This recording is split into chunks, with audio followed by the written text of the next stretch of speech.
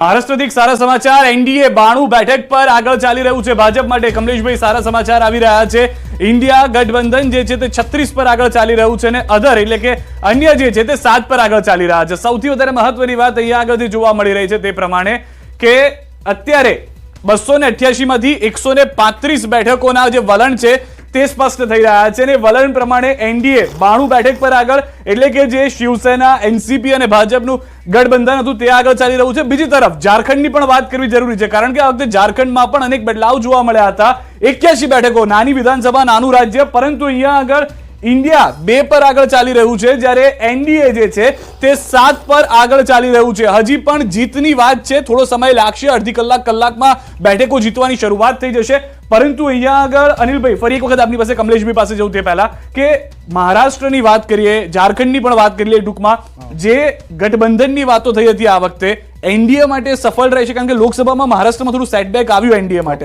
વિધાનસભામાં શું જોઈ રહ્યા છો મહારાષ્ટ્રમાં વિધાનસભામાં બી મને લાગે છે કે હજુ પ્રારંભિક વલણ છે એટલે એટલી જલ્દી કેવું મુશ્કેલ પણ જે રીતે મહાયુતિ આગળ ચાલી રહી છે એ રીતે લાગે છે પણ છતાં પણ જ્યાં સુધી પૂરા રાઉન્ડ ના થાય ત્યાં સુધી કંઈક કહેવું મુશ્કેલ છે જેમ કે એક્ઝિટ પોલ જોયા મહાઆઘાડી મહાયુતિ બંને આમ તો નેક ટુ નેક જઈ રહ્યા હતા પરિણામ પણ એવા વિચારી રહ્યા છો કે પછી એમાં પણ કોઈ એક તરફી વિન જાય એવું તમને લાગે આમાં વન સાઇડેડ વિન હોય એવું મને નથી લાગતું કારણ કે મહારાષ્ટ્રમાં ટોટલ 4100 જેટલા ઉમેદવાર છે એમાંથી 2050ની આસપાસ તો અપક્ષ ઉમેદવારો છે એટલે આ જે અપક્ષો છે એ પણ અમુક બેઠકો જે છે પોકેટ એના પર અસર કરી શકે એમ લાગે છે એટલે માર્જિન કોઈનો પણ હોય મોટો નહીં હોય એવું લાગે છે મને અને એટલા માટે તમે જોયું કે અત્યારથી ધારાસભ્યો માટે હેલિકોપ્ટર બુક થઈ ગયા અને હોટલો બુક થવા માંડીને હોર્સ ટ્રેડિંગ ચાલુ થઈ જવાનું છે ને બધું અચ્છા રિસોર્ટ પોલિટિક્સ એટલે જોવાનું એ જ રહે છે કે મહારાષ્ટ્રમાં શું થાય ઝારખંડનું હજુ અત્યારે કહેવું મુશ્કેલ કારણ કે માર્જિન ઓછો છે 2 અને 9 જે બતાવે છે અને મતગણતરી થોડી મોડી શરૂ થઈ છે ઝારખંડની મહારાષ્ટ્ર થોડી પહેલી થઈ ગઈ છે કમલેશભાઈ મહારાષ્ટ્રથી સારા સમાચાર એક અત્યારના જે રીતના ભલે આપણે વલણ પર જ છીએ જેને વલણની જ વાત કરીએ પરંતુ જે વલણ છે એ પ્રમાણે મેજોરિટી તરફ આપને લાગી રહ્યું છે આસાનીથી આવી જશે એનડીએમાં ચોક્કસ જો હું તમને કહું કે આદરણીય અમિતભાઈ જ્યારે 2 દિવસ પહેલા આવ્યા ત્યારે સ્પષ્ટ અમને કાર્યકર્તાઓને કીધું હતું મહારાષ્ટ્ર હોય કે પછી ઝારખંડ હોય ભારતીય જનતા પાર્ટી સ્પષ્ટ બહુમતીથી ત્યાં આગળ સરકાર બનાવે છે ચોક્કસ રાજકીય વિશ્લેષકો મૂંઝવણમાં એટલા માટે હોય છે કે ક્યાંક ને ક્યાંક એ લોકો આ વસ્તુને પ્રજાના મતને જે રીતે પ્રતિભાવ આવતો હોય છે એ લોકો માત્ર ને માત્ર અમુક બીજી પણ વાતો જોતા હોય જ્યારે ન્યૂઝ કઈ રીતે ચાલે છે કોઈ કયા સમાચાર આવે છે ઇલેક્ટ્રોનિક્સ મીડિયા શું કહે છે બીજા લોકો શું કહે છે એવું પણ જોતા હોય છે ભારતીય જનતા પાર્ટીનો કાર્યકર્તાઓ પ્રજાની વચ્ચે રહીને મતદારોની વચ્ચે રહીને કામ કરતો હોય છે એટલે એમને વિશ્વાસ હોય છે કે જ્યારે પણ ચૂંટણીનું પરિણામ આવે છે એ એના આશીર્વાદ પ્રજાના ભારતીય જનતા પાર્ટીને મળતા હોય છે ચોક્કસ મેં અગાઉ પણ કીધું કે જ્યારે પહેલો રાઉન્ડ શરૂ થયો વાવની અંદર અને ક્યાંક પહેલો એવું કહેવામાં આવ્યું કે ભારતીય જનતા પાર્ટી આગળ છે ત્યારે આપણા કોંગ્રેસના મિત્ર જે બેઠા હતા એમણે એમ કીધું આ તો કે ભાઈ બેલેટથી અત્યારે થાય છે બેલેટમાં આમ હશે એટલે એ વખત હવે બેલેટ કરવા માંડ્યા હવે ધારો કે મહારાષ્ટ્રની વાત આવે ત્યારે હવે પછી એમ કરવા હશે તો આ તો ઈવીએમ એટલે આ જે બની બેઠેલી સ્ક્રિપ્ટ છે એ દરેક જગ્યાએ ક્યાંક જુદી રહેવાની છે એમની ભારતીય જનતા પાર્ટી માટે એવું ક્યારેય નથી ચોક્કસ પ્રજા આશીર્વાદ આપે તો અમારી જીત છે પ્રજા આશીર્વાદ ન આપે તો પણ પ્રજાની જીત છે એમ સમજીને પ્રજાના હિતના કામો અમે કરીએ છીએ કરતા રહીશું ચિંતન શિબિરો બીજા જ દિવસથી કરી છે હજુ પણ કરીશું ગુજરાત માટે પણ કરીશું અને આ રાષ્ટ્રને 2047ની અંદર વિશ્વમાં મહાગુરુ બનાવવા માટે પણ અમે ચિંતન શિબિરો ઠીક છે પહેલા રાઉન્ડમાં ભાજપ વાવમાં આગળ હતું પરંતુ ધીમે ધીમે પાછળ થઈ ગયું રાઉન્ડની ગણતરી પૂર્ણ થતા વાવની અંદર અત્યારના કોંગ્રેસ આગળ ચાલી રહ્યું છે અનિલભાઈ અહીંયા આગળ મહારાષ્ટ્રને લઈને પણ આપણે વાત કરી રહ્યા હતા એક મહત્વની વાત એ પણ છે જે રીતે રાજગોર સાહેબે કીધું કે ઈવીએમ હોય કે બેલેટ હોય આ વખતે નિશાનની અંદર લોકો કન્ફ્યુઝ ના થઈ જાય એ મહત્વનું છે કારણ કે શિવસેના 2 તરફથી લડી રહી છે એનસીપી 2 તરફથી લડી રહી છે અને ભાજપ અને કોંગ્રેસ ચાલો એ તો ઠીક છે તો એ માટે પણ લોકોએ મતદાનમાં કન્ફ્યુઝન ના થયું એ મહત્વની વાત હશે ચોક્કસ એ જે છે એનસીપી વાળો કેસ તો તમને ખ્યાલ છે કે સુપ્રીમ કોર્ટ સુધી ગયો છે જે ઘડીનું ચિહ્ન છે એનસીપી શરદચંદ્ર પવારનું એટલે એ પણ એક હજુ શું છે કે આપણે ત્યાં નાના સ્તરે ગામડાના સ્તરે કે લોકો હોય તો એ લોકો કન્ફ્યુઝન એમાં થતા હોય જેમ કે કોઈ ચોક્કસ પક્ષનું નિશાન હોય એ વર્ષોથી આપતા હોય તો આ એક કેસમાં જે છે એ સુપ્રીમ કોર્ટ સુધી કેસ ગયો છે અને હજુ સુધી કેસ છે સુપ્રીમ કોર્ટમાં અને હજુ એનસીપી શરદચંદ્ર પવારને ઘડીનું ચિહ્ન નથી મળ્યું, એટલે એ જોતા એવું લાગે છે કે એ થોડુંક એક અસર કરી શકે. અને એમાં કેવું છે કે દરેક પક્ષની અંદર પણ એક હુંસાતુસી હોય, જેમ કે મહાયુતિ હોય તો એમાં પણ એક એ હોય કે ભારતીય જનતા પાર્ટી લાગે કે આપણા ઉમેદવાર આવે તો આપણે દેવેન્દ્ર ફડણવીસને આગળ કરી શકીએ. શિવસેનામાં એ રીતે હોય અને એનસીપીમાં પણ હોઈ શકે. એટલે આની અંદર કેવું મહારાષ્ટ્રમાં સૌથી વધારે મહત્વનું એ જ જોવાનું રહે છે કે એક સમજો એક મહાયુતિને મળી ગઈ અથવા તો મહાવિકાસ એમવીએને મળી ગઈ, પણ બીજા પણ અનેક ફેક્ટર એવા છે કે એમની અંદર પણ ઘણી બધી એ હોય છે કે કોને વધારે સીટ મળે તો પોતાનો મુખ્યમંત્રી મોકલી શકાય. એટલે તમે કીધું એમ ચોક્કસ કે પક્ષ ચિહ્ન છે એ પણ મોટું અસર તેમાં કરવાનું જ છે. વાવથી મહત્વના સમાચાર મળી રહ્યા છે. જે રીતે ન્યૂઝ 18 ગુજરાતીનું વિશ્લેષણ હતું તે પ્રમાણેનું જ હાલમાં જોવા મળી રહ્યું છે વલણ. કારણ કે પહેલું જે આખું રાઉન્ડ પૂર્ણ થયો છે, પહેલા રાઉન્ડની અંદર વિચારીને ચાલતા હતા, કારણ કે જે રીતે મતગણતરીની ત્યાં આગળ સિસ્ટમ છે, કોંગ્રેસ ત્યાં આગળ પ્રભુત્વમાં છે, વિસ્તારની અંદર કોંગ્રેસ આગળ રહેશે તે માની રહ્યા હતા અને તે પ્રમાણે જે વિશ્લેષક ન્યૂઝ 18 ગુજરાતીએ મૂક્યું હતું ને તે પ્રમાણેનું વલણ પણ જોવા મળી રહ્યું છે.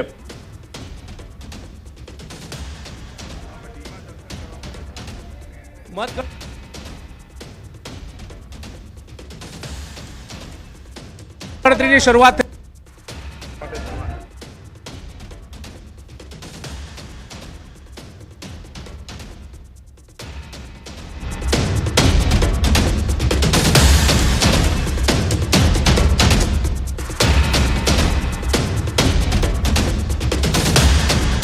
મતગણતરીની શરૂઆત થઈ ચૂકી છે. કોંગ્રેસના ઉમેદવાર ગુલાબસિંહ રાજપૂત આપણી સાથે, તેમની સાથે વાત કરીશું. શરૂઆત થઈ ચૂકી છે, પ્રથમ રાઉન્ડ પૂર્ણ થઈ ચૂકી છે. 251 મતથી આપ આગળ છો, શું કહેશો? હા, હજી શરૂઆત છે અને હજી તો 3 રાઉન્ડ પછી સારી એવી લીડ મળશે અમને. 23 રાઉન્ડ છે, 23 રાઉન્ડનું આંકલન કેવી રીતે કરી રહ્યા છો? આ પહેલા રાઉન્ડથી લઈને છેલ્લા રાઉન્ડ સુધી અમે આગળ રહીશું. ભાજપ જીતનો દાવો કરી રહ્યું છે, એ શું કહેશો? હવે આમાં તો બધાને અત્યારે જીતના દાવા કરવાનો અધિકાર છે, અમને છે, એમને છે, અપક્ષને પણ છે. પણ જ્યારે ચૂંટણીનું પરિણામ આવે ત્યારે ખ્યાલ આવે કે જનતાએ કોને આશીર્વાદ આપ્યો છે. પણ તો ચૂંટણી ખેલદિલી વાળી જીત પણ થાય, હાર પણ થાય. અમે અહીંયાથી જીતીને પણ ગયા છે ને હારી પણ ગયા છે. એટલે લોકો જે ચુકાદો આપશે સ્વીકારશું અને અમને હાલના તબક્કે એવું લાગે છે વાવના લોકો અમને આશીર્વાદ આપ્યા છે. અપક્ષ પણ મેદાને હતું, ત્રિપાખીયો જંગ હતો. ગેમ બગાડશે એવું લાગે છે, કારણ કે આમ જોવા જઈએ તો 251 જેટલી મતની સરસાઈથી આપ પ્રથમ રાઉન્ડમાં આગળ ચાલી રહ્યા છો. એને લઈને કેવું આંકલન કરી રહ્યા છો? કારણ કે 2000 જેટલા મત અપક્ષ લઈ ચૂક્યું છે. હવે અંદર જઈએ ત્યારે ખબર પડે શું પેટર્નથી લોકોને વોટ આપ્યા છે, કોણ કયા રાઉન્ડમાં કેટલો આગળ રહેશે, પાછળ રહેશે, હજી હાલ ખ્યાલ ના પડે, શરૂઆત છે. પણ જેમ 3-4 રાઉન્ડ પૂરા થશે પછી ખ્યાલ આવશે કે અપક્ષે કોને નુકસાન કર્યું, કોને ફાયદો. જીત માટે કેટલા આશ્વસ્ત છો? પૂરો ચોક્કસથી તો જીત વાતે પૂરેપૂરા આશ્વસ્ત છે, તે પ્રકારની વાત કરી રહ્યા છે. એક બાદ એક રાઉન્ડ ખુલશે અને તે પ્રકારે તેઓ વિજય થશે, એટલે કે તેઓ આગળ રહેશે તે પ્રકારની વાત કરી રહ્યા છે. જીત માટે પૂર્ણ આશ્વસ્ત હોવાની વાત જે છે તે કરી રહ્યા છે. પરંતુ 23 રાઉન્ડ થશે, 23 રાઉન્ડ બાદ ખ્યાલ આવશે કે કોણ જીતે છે અને કોણ હારે છે. કેમેરામેન પંકજ મકવાણા સાથે ગૌતમ શ્રીમાળી, ન્યૂઝ 18 ગુજરાતી, પાલનપુર. આ તરફ મહારાષ્ટ્રથી સેન્ચુરી થઈ ચૂકી છે એનડીએની. 109 બેઠકો પર એનડીએ આગળ ચાલી રહ્યું છે. મહારાષ્ટ્રમાં એનડીએની સેન્ચુરી થઈ ચૂકી છે. એનડીએ કે જે 109 બેઠકો પર આગળ ચાલી રહ્યું હોવાની હાલમાં જાણકારી છે. 288 માંથી 150 બેઠકોના વલણ સ્પષ્ટ થયા છે. ઇન્ડિયા ગઠબંધન 34 પર આગળ ચાલી રહ્યું છે, જ્યારે અન્ય જે છે તે 7 પર આગળ ચાલી રહ્યા છે. તો એક સારા સમાચાર એનડીએ ગઠબંધન માટે, એનડીએ ગઠબંધનના લોકો માટે મહારાષ્ટ્રથી મળી રહ્યા છે, મહારાષ્ટ્રની જનતાને લઈને મળી રહ્યા છે. અનિલભાઈ, એક ક્વિક રિએક્શન, એ પણ મતદાન ખૂબ ઓછું થયું. મુંબઈ હોય કે મોટા મોટા સિટીઝ હોય કે મતદાન ઓછું થયું ને ફરી એક વખત ચિંતાની વાત, 110 નો આંકડો થઈ ગયો છે ત્યાં આગળ.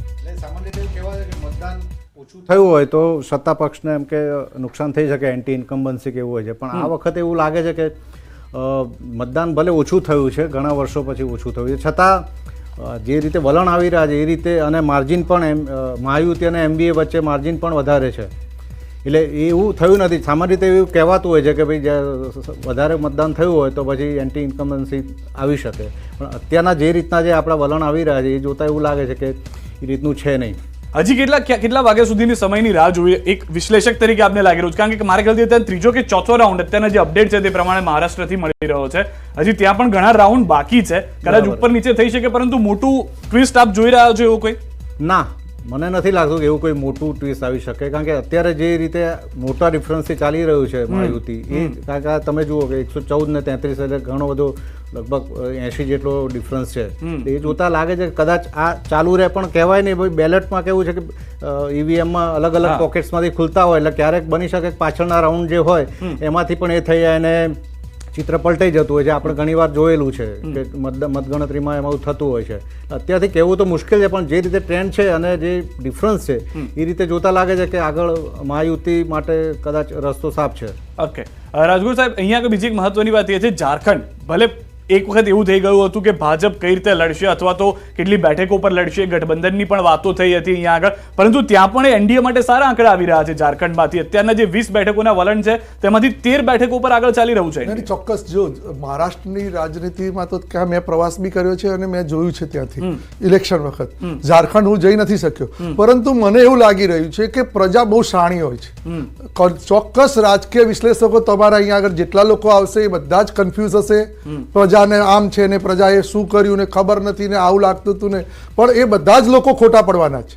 હું એવું નથી કહેતો કે ભારતીય જનતા પાર્ટી સાચી પડવાની છે, પરંતુ મહારાષ્ટ્રની અંદર જ્યારે પ્રચાર પ્રસાર ચાલતો હતો ત્યારે સ્પષ્ટ કહેવામાં આવતું હતું કે ભાઈ આ જે રાજકીય અસ્થિરતા મહારાષ્ટ્રમાં થઈ એના માટે કારણભૂત કોણ. તો ચોક્કસ ભારતીય જનતા પાર્ટી સાથે દગો કરીને જે વ્યક્તિએ મુખ્યમંત્રી બનવા માટે જે દગો કર્યો અને એ વસ્તુ કદાચ એની લોકોએ સાચી પણ માની, પરંતુ જ્યારે શિંદે સાહેબે બરવો કર્યો અને પછી જ્યારે 1 મિનિટ પહેલા જ કોઈ પણ રાજકીય વિશ્લેષક એવું માનતો નહોતો કે ભારતીય જનતા પાર્ટીએ આ પાર્ટી તોડી છે શિવસેનાને અને ભારતીય જનતા પાર્ટી પોતાનો મુખ્યમંત્રી બનાવવા માટે આ કામ કરી રહી છે. અને જે ભારતીય જનતા પાર્ટીએ જાહેરાત કરી અને જ્યારે એ આદરણીય શિંદે સાહેબને મુખ્યમંત્રી બનાવ્યા ત્યારે અગ્નિ પરીક્ષાની અંદર ભારતીય જનતા પાર્ટીનો ભીન થયો. બધા જ રાજકીય પક્ષો અને બધા જ રાજકીય વિશ્લેષકો ત્યાં ખોટા પડ્યા. એટલે મુખ્યમંત્રી બનાવવા માટે અમે ત્યાં આગળ માત્ર આ અસ્થિરતા ભારતીય જનતા પાર્ટીએ ઊભી નથી કરી, મુખ્યમંત્રી બનાવવા માટે જે લોકોએ અસ્થિરતા ઊભી કરી હતી અત્યારે પરિણામ ભોગવી રહ્યા છે.